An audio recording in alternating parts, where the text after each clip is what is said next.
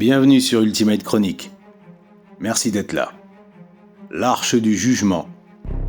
Épisode 2. Le projet Arche. Ce que vous allez entendre n'aurait jamais dû être révélé.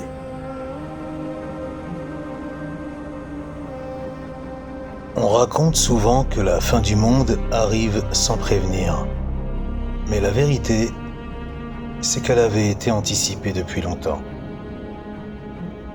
Alors que la Terre se meurt à la surface, dans le plus grand secret, sous des kilomètres de glace éternelle, un projet prenait forme. Un projet que seuls quelques élus connaissaient. Un projet que l'histoire ne devait jamais retenir. Ils l'avaient appelé l'Arche.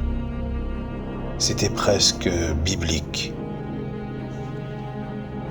Les élites mondiales savaient, depuis des décennies, les données climatiques, géologiques, biologiques, tout convergeait vers la même conclusion. La planète n'était plus viable. Mais au lieu de prévenir l'humanité, ils avaient choisi une autre voie. Une voie silencieuse, une voie réservée. Et dans cette voie, chaque décision était pesée, chaque choix calculé.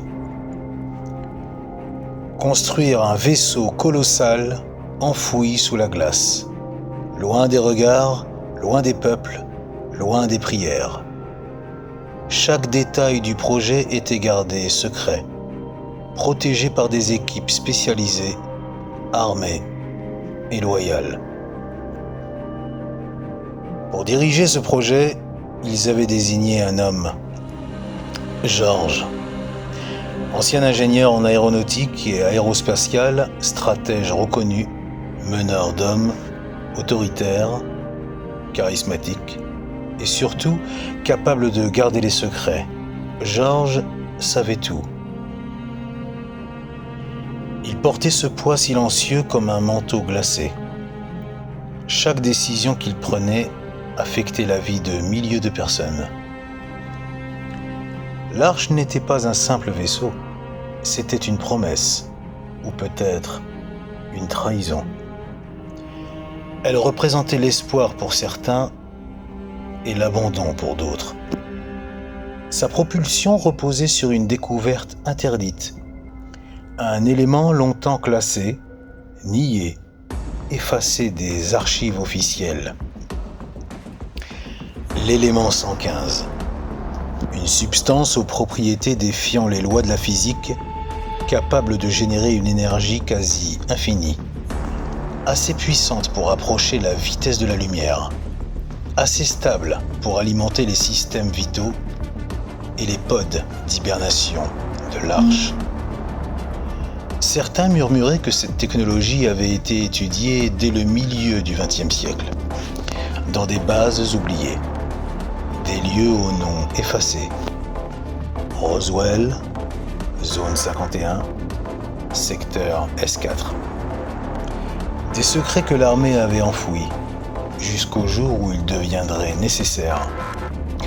On racontait parfois, à voix basse, que des visiteurs d'un autre monde avaient laissé des traces, des preuves que l'humanité ne devait jamais comprendre. 45 jours après le décollage, l'équipage entrerait en hibernation totale. Hommes, femmes, enfants, tous plongés dans un sommeil artificiel jusqu'à atteindre leur destination. Le silence de leur sommeil serait total, et pourtant, la vie continuerait, contrôlée par des systèmes presque invisibles. Une exoplanète, détectée depuis longtemps, compatible avec la vie, gardée secrète. Au cas où. Loin de la terre mourante, loin des conflits et des désastres. Parmi les élus, il y avait Josh, le fils de George. Brillant ingénieur, spécialisé en botanique et en géologie, expert des végétaux, des sols, des écosystèmes vivants. Il devait être le garant de la survie biologique de l'Arche. Des milliers d'espèces végétales terrestres étaient stockées à bord. Plantes, fruits, graines, un héritage vivant. destinées à être replantées sur un autre monde. Chaque plante avait été choisie avec soin, testée, cultivée dans des laboratoires secrets, comme si la Terre elle-même les suppliait de survivre. Josh avait été choisi officiellement pour ses compétences, officieusement parce qu'il était le fils de George. Et quelque part dans son cœur, il savait que cette chance avait un prix terrible. Mais Josh doutait. Il regardait la Terre mourir et voyait l'Arche s'élever comme un privilège indécent. Comment accepter de partir quand des milliards d'êtres humains allaient rester derrière ? Comment justifier que seuls les riches, les puissants, les sélectionnés aient droit à une seconde chance ? Pour lui, ce projet n'était pas un salut, c'était une fuite, un abandon. Et chaque jour où il voyait la glace recouvrir les ruines, il sentait la colère grandir, douce mais brûlante, comme si la planète elle-même le jugeait. George, lui, ne répondait pas.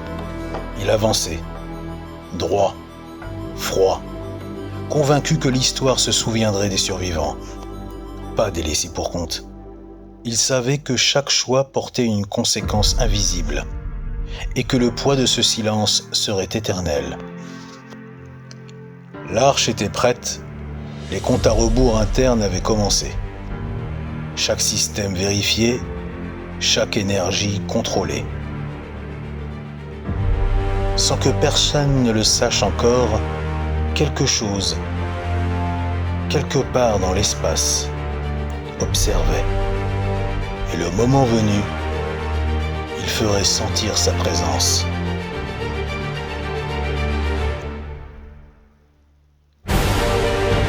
À très vite pour la suite.